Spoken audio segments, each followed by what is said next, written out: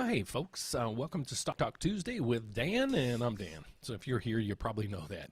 So this is probably the best screen that we could have up today. So I want to explain to you guys, if you're here watching today, you want to understand or learn more about investing. And I always wanted to do this as a kid. I always thought, I watched Wall Street and all these other things. And I'm like, okay, that'd be really cool. So that's what really got me involved in economics and things like that. And that actually helped me understand the markets a little bit more because you have an interest in this. So that kind of helps you dive into it. And as you understand the markets, you can understand how money works and everything else works. So that's why I try to come out here each week and be consistent with it to talk to you guys about Stock Talk Tuesday. And we talk about investments such as stocks, bonds, cryptocurrencies, and the whole realm. Because if you look across the screen right now today, if you looked at that and said, okay, what does any of that mean? Those are the people I want to talk about in today's video. So let's get over to it. So let's kind of dive down, and I'm going to just take this headline and help you understand the markets, and then I'm going to give you my insight on a few things. And the number one investment that if you're a new investor and you just don't know what you're doing, and the reason why we're doing this, folks, is I'm not a stock advisor, I'm not a financial planner, I'm actually in the mortgage business. So if you're out there looking to buy or refinance, love to help you in any case. But a lot of people always say, I don't have any money to invest, and or they have some money in their savings account and things like that. But I'm going to show you how just investing, $50 or $100 a paycheck, how it can grow over time. But the first thing you have to do is understand how all this works. So that's what we're going to talk about in today's video. So let's get over to the headlines that we're seeing. So let's just look at this in its face value to get an idea of what the market is telling us today. Just get a feel for it. So first off, we're going to go to the breaking news. And this is another Trump thing going on. Trump says he'll have a Fed majority soon to push rates lower after firing Cook. So, I'm not all into this, to the firing of the Federal Reserve people and all that stuff. I'll keep that to myself, but it does play a role in all these things. So what we have in the store for us today is right through here. S&P 500 is little changed as traders weigh Trump's latest Fed, salvo, and NVIDIA earnings. So the market's always the week of NVIDIA earnings because NVIDIA is in the headlines every day, and that's all you basically hear about. When their earnings pop, it really moves the market. Okay, so their earnings are coming out. We're going to take a look at when the earnings reports are coming out. So let's just go over to this so you can understand how when these companies come out with their earnings, what does it tell us? So we're going to go over to the earnings. This is called earningshub.com/earnings calendar, and you can go into this. Okay, so why this is important? Well, tomorrow, after the bell, that means after the closing of the market tomorrow, NVIDIA is going to come out with their earnings. What it's going to come in at, I don't know, but they've been blowing away the numbers the last few earnings reports. Let's go over to what earnings reports we have this week. So far, we've got Wolf Speed. I don't know what any of these companies are, but if you go to these earnings calculators, you can go and find this. How are the earnings going on with companies right now? And we want to look at a broad market scope. So we look at these, and then we look at earnings every day to see how corporate earnings are coming in. Okay, so let's go back to here, and this is basically what NVIDIA earnings are coming in on Wednesday, and that's what a lot of the markets are facing. So now let's get through some of the headlines. Lisa Cook will sue over Trump's firing from the Federal Reserve Board. Now, she sits on the Federal Reserve. She's not the head of the Federal Reserve, but she's one of members. Well, she got in a little trouble for allegedly mortgage fraud. So all this stuff will come out, but this is all you're seeing in the headlines. You notice we're not really seeing much about tariffs or not much about anything else other than this. It's a lot of times when you start seeing this stuff, it's a complete smokescreen for something. So something's about ready to pop. But you go down through here and it says short-term Treasury yields fall while long-term yields rise after Trump's removal of the one of the Fed members. So that's also, making the markets a little shaky right now. So if we go back up through here, here's what I want to show you guys. Here's what the markets are doing, and we'll go through the Dow Jones. The Dow Jones is big companies involved in this, like IBM and AT&T and things like that. So if you're a huge company conglomerate like that, you're usually in the Dow Jones. Okay, if you're on the S&P 500, this is the investment that we're going to look at today. This is, if you invested in anything over time, this would be your investment to do. If you also talk to a lot of financial planners, they're like, well, you know, a lot of these things we do are basically on tax strategies, but the biggest thing we want to focus in on is, you know, the returns people are getting and the ease of it. And they're like, if people would just put their money in the S&P 500 over time, they're going to beat the markets 9 times out of 10. So we're going to talk a little bit more about that today, because that just hit record high and it's continuing to hit almost on a daily basis. NASDAQ, this is a composite of mostly like tech companies or startup companies. That's through here. The Russell 2000, these are smaller companies, newer companies, and this is what's supposed to really take off as the Federal Reserve cuts rates. But what we want to talk about today is the safest place that you want to put your money. So what I want to go over to is right through here, stable investments. Okay, so basically what I asked this AI system, and I said, I'm talking with my clients today about investing and looking back over time, and what's the most stable investment that you could recommend over a 10, 15, and 20-year history? By all means, it's saying to go into stocks. Okay, but I don't want you investing in a single stock because it's really risky. You don't probably know what you're looking at. You might see the fad. Oh, you know, what's in, I'm going to buy NVIDIA today and so forth. But you have to understand what you're truly buying, because it's hard-earned money that you're working with to invest.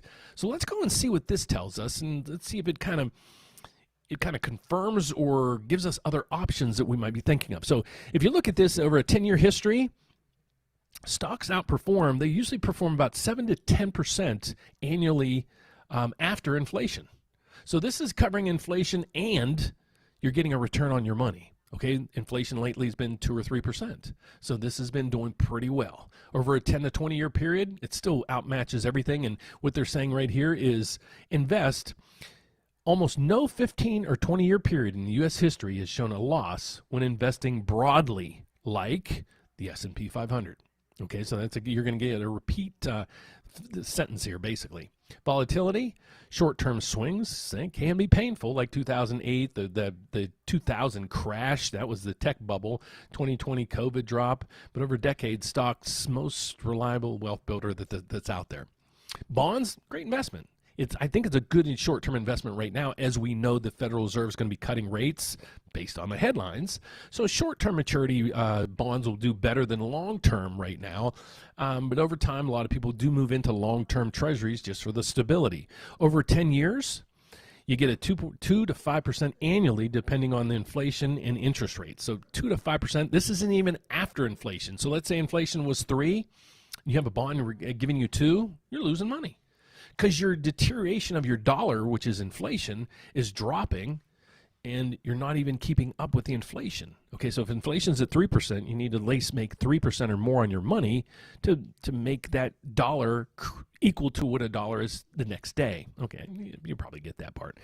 Okay, cryptocurrencies, it's too speculative, folks. So if you're a new investor, maybe you put $1 into this thing every so often, but avoid cryptocurrencies at this time.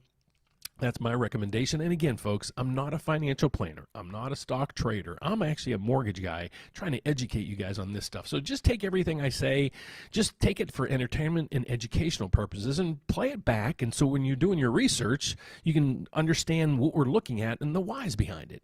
So let's now go down to ETFs. What an ETF is basically a basket of stocks. Okay, so let's say you like NVIDIA. And you're like, okay, I really like NVIDIA, but I know Meta's doing good over there, and then we have these other things doing good, and then this is doing good. Where do I put my money? Well, wonder if you could put your money in all of it.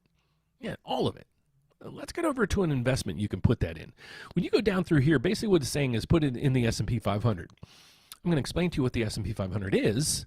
Then I'm going to show you ways to invest in it the cheapest way possible, because basically you're investing in this thing right through here. Let's go back to where'd the CNBC go? Here, let me pull it up on my screen here for a second. So when you're investing in the market, here, hold on, let's go back. I don't know why it's taking so long to load. Here's what you're buying. You're buying this right through here. You're buying everything in this. Okay, how do you do that? Well, let me go to this section right through here. This is an iShare. This isn't, well, here, the best way to explain this is down through here. You can invest in the S&P 500 multiple ways. Okay, these are what's called mutual funds, and then there's ETFs. Okay, they all hold the S&P 500, all the stocks in the S&P 500 in it.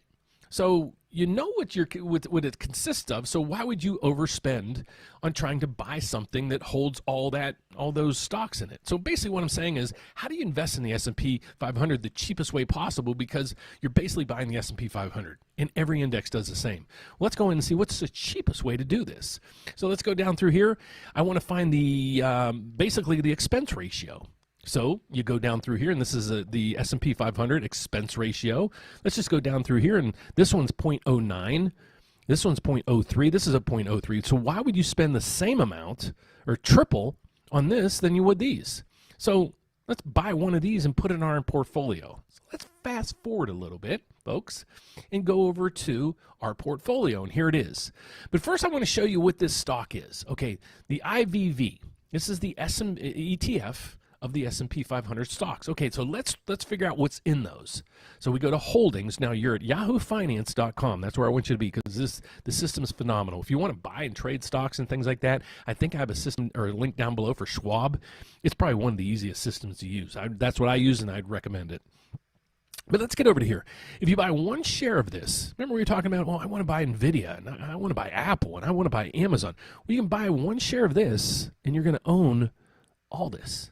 Tesla, Berkshire Hathaway, Alphabet, Broadcom, Meta, Amazon, all the things that's in the headlines. So then you can start bragging to your friends and family, oh yeah, I own stock in that. Yeah, I own stock in Apple. And you have one share of this, but you do own all of these. Now, let's look at the returns. Is it a stable investment, a good investment? Well, let's get over to this. We're going to look at the IVV. Now, this is that ETF that we were looking at. So let's get over to this and see how it's faring with the S&P 500. So let's see how it's done over let's just look year to date. So year to date, it's up 9.45%. All right, what's it done over a year? Over 1 year, 14.79%, 76%. Over a 5-year period, 85%. Okay, so that's what it's doing. So when you then look down below, what you're going to start seeing is just more data down here that might help you out. It's going to show you where it previously closed, what the opening bid is, and things like that. Now you're going to say, Dan, it's $647 a share. I don't have that much money. Many times, especially if you go through Schwab or some systems like that, you can buy fractional shares. So yeah, you can buy $100 of this, and you'll own what, a sixth of a share? At least it's starting somewhere, and you're starting to get some more returns on your money. And just treat this as a bill, folks. So you got to get to start budgeting. So how do you do that? Even if you have credit card bills and things like that, please set $50 a paycheck away. Just send it off to Schwab or whatever company you want. Set it there and just have it automatically trickle right into this, an account like this. And you'll see it over time. Don't even think about it. Just think of it as a bill and check on it once a year. You'll be amazed on the appreciation that you're going to see. So that's that part of that. I forgot to ask you guys, making sure, can everybody hear me okay and see me okay? All I need is a thumbs up from somebody. Just make sure you guys can hear and see me okay.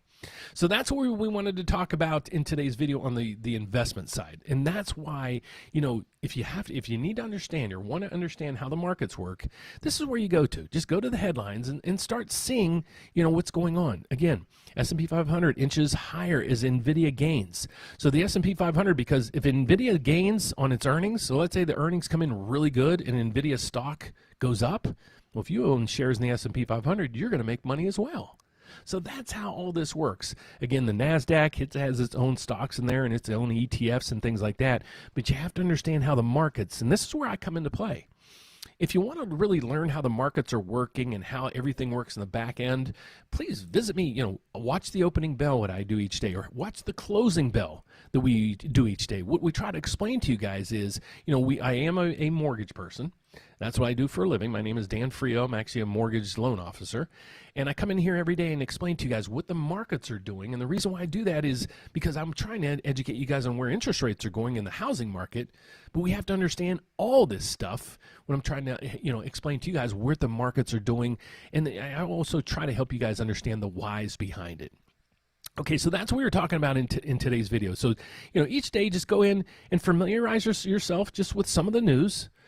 and just understand things over time. Now, don't stop at these things. Stop at the things that are really going to educate you. And, yeah, do these things on entertainment time or whatever, but understand, when you're trying to figure out what's the markets are doing, or you're trying to figure out, should you be buying a house? Can I afford to buy a house? Does it make sense to refinance? Things like that. You need to understand the cost of money and how everything works, folks. And that's what I try to explain to you guys on a daily basis. So just come and visit me each morning, each closing, and I explain to you guys what happened in the markets and the whys behind it. So we just created a system right through here. A lot of people are asking me for, Dan, do you guys have a live website or something that we can watch where mortgage rates are going, and also the MBS market? So yes, we do. We are actually working on a little bit more of a robust system, but we do have these things that were just presented to us. So we're going to try to get these posted on our website or somewhere where you can go in and actually track this if you're wanting to. So I'll put the URL down below, so maybe you can even just put this on your side screen and you can see how the markets move on a daily basis. And yes, this is live, and we'll also share with you where mortgage rates are going for the day. So you'll see these trickle around. I think maybe the markets aren't closed yet. Okay, so that's that part of it. I'm going to tell you a little bit more about me here in a second, but folks, I live in Illinois, and I just want to give you guys just a little bit of tidbit. This probably isn't the platform to do this, but I just want you to understand, what gerrymandering is and some political things out there that I just want you guys to understand. I live in Illinois, so I know what's going on here, folks. I just want to present to you guys our taxes here, okay? So if you're living in Illinois, you probably get it. You can give me a thumbs up here because you're going to agree with all these things because this is the truth. Okay, so here in Illinois, they're complaining about the gerrymandering and all these other things, but I want to show you how efficient our government is. That's probably the most polite way I can put that. Our property taxes, they are now officially, we are number one, folks. In Illinois, homeowners face an average property tax of 1.83%, the highest in the nation, right behind New Jersey. So good for us. We are ranked so we are highest in the country when it comes to property taxes. Well, let's go to sales taxes. How far down the chart are we there? Well, we're pretty high up the chart on that one too. State rates based at 6.2825%. Combine that with local taxes and combined state taxes, 8.86. How's this compare nationally? Well, it's not the highest, but it surely is darn close, only running behind a couple other states. Now let's get to the gas tax. Another tax that we get taxed here, as well as our toll systems, how you can, mostly if you drive on a road here, you're probably paying for it. But let's go to the gas tax we have here. Illinois state gas tax. The state tax is 0.483 per gallon. Of gallon and 0.588 per gallon for diesel. Total tax burden. Illinois drivers pay the second highest taxes, gas taxes in the entire country. So we have the highest real estate taxes, the second highest gas taxes, and probably about the fourth or fifth highest state taxes. Okay, let's go to gerrymandering for a second. Gerrymandering. This is our state map. Okay, so when I start hearing, everybody's complaining about Texas and then California and things, folks, if you want gerrymandering, come to Illinois. Here's our map. Let me know if this makes sense. Okay, so here's part of a district. It goes from here, through here, over through here, down through here, and part of this. Why? Same thing with over here. This one right there. One. That's a voting district. Okay, over through here, voting district. Over through here, voting. Why does it look like this? Well, it's because they've won 85% of the votes all the time. So here's the analysis of this. If you ever see when people do vote through the whole state, you're going to see a lot of red and a little bit of blue, but blue wins. And folks, I'm okay with however you vote, whatever political aisle you're on. It's this stuff that you have to understand how we're being manipulated, folks. So I want you to understand, when you start hearing gerrymandering, please just Google it. Understand it, how they use it for these purposes. And Jose, sounds like California. But you get what I'm saying. And I don't want to get political on this channel, and I'm not. Either which way you want to go is fine with me. I'm just saying you need this. This is part of our education. I want you guys to understand how all this works. Then you make a decision. one way or another. That's what's the great part of our country is you have the ability to make any decision you want. You can vote for whoever you want for. But when you have maps that look like this, is there a reason why it's broken up like this? Yeah, there's a reason. And I want you guys to learn why on this happens. And then also back to these things, why this happens and why mortgage rates change. And that's my whole goal of the channel, folks. My whole goal is to help you guys understand the financial markets and understand all these concepts. And then, if you ever get to a point where you're looking to buy a house or maybe looking to refinance, I'd love to help you out. Okay, so let's get over to who I am, and I'll conclude it from here. So my name is Dan Frio, folks. I'm actually a federally chartered or federally licensed mortgage loan officer. I'm licensed in all 50 states as well as Puerto Rico. I work at a bank that we're set up with over 30 different lenders. And here's the cool thing is, if you're watching this channel on a daily basis, you're most likely looking to buy or refinance, or you're in the mortgage business, or you're a realtor. We want to make sure that we can provide you all the services with one phone call. Our slogan is one application, one credit pool. We're going to shop your loan or compare your loan over 30 different lenders. Now, how do we do that? Well, the bank that I work with, we're actually set up with 33 other lenders. These are mortgage companies, credit unions, banks. They're a whole slew of different companies. But the reason why we have this is because their products, they might have a better FHA product than me. Somebody else might have a better VA product than us. So these give me the opportunity to be able to serve you and also be rate competitive because I can also use their rates. So by going to our system, I'll get you approved. We'll get your application. We'll pull your credit, get you approved, and then the hard work starts. That's when we're going to start working with you to make sure we're getting you the lowest rates and the lowest fees in the industry. And that's what we pride ourselves on. So, folks, that is our report for today. Let's conclude some things here. Let's see how the Dow Jones is going right through here. It's basically stagnant, but it is up a little bit. Earlier, this was only up 0.01 across the board. But right now, we have the Dow Jones. It's up. Now you understand a little bit more about this. One day, we might even cover short selling, how you can actually make money when the market goes down. When you make money when the market goes up, like if you buy a stock and the price goes up, that's called buying long. When you're actually betting for that stock to go down, it's actually you're putting a short position on that. We're not going to talk about that just yet because you have to understand the long positions and how all the markets work and the whys behind it, folks. So that's it for today. Hope you learned a little bit of something about stocks, bonds, and cryptocurrencies and how you can invest maybe just $100 a paycheck or $50 a paycheck and actually start building some wealth for you and your family.